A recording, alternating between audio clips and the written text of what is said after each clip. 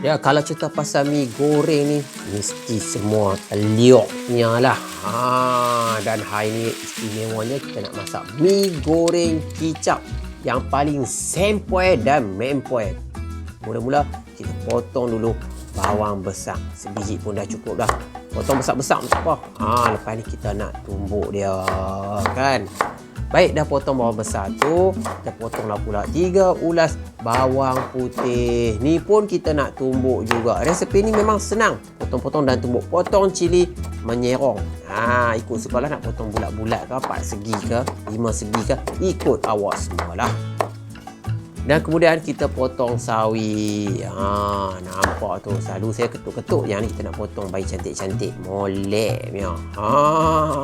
Ikut sekolah, kalau nak pakai sawi Jepun pun boleh, nak pakai bayam pun boleh.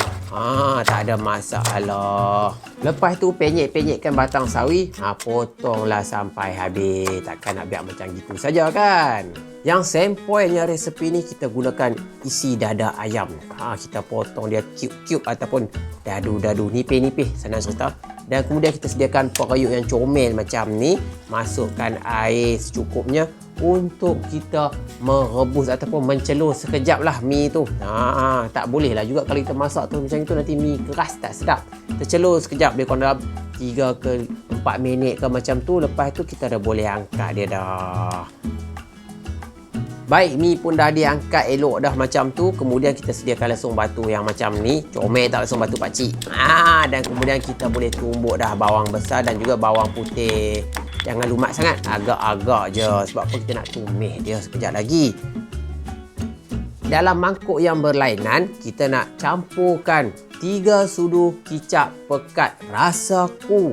Rasa yang ku rindu. 3 sudu dah cukup dah kan. Kita nak campur sekali dengan kicap lemak manis rasaku juga.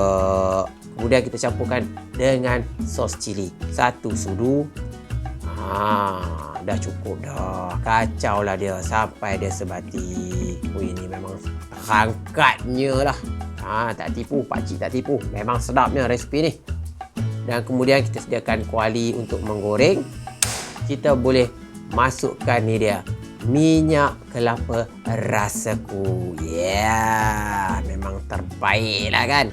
Baik, masukkan lebih kurang dalam 3 ke 4 sudu. Kemudian kita tumiskan bawang yang kita tumbuk tadi. Ni bawang putih, bawang besar. Kita tumis lah dia sampai betul-betul naik bau. Dah cantik, dah wangi dah tu kan. Jangan garing sangat.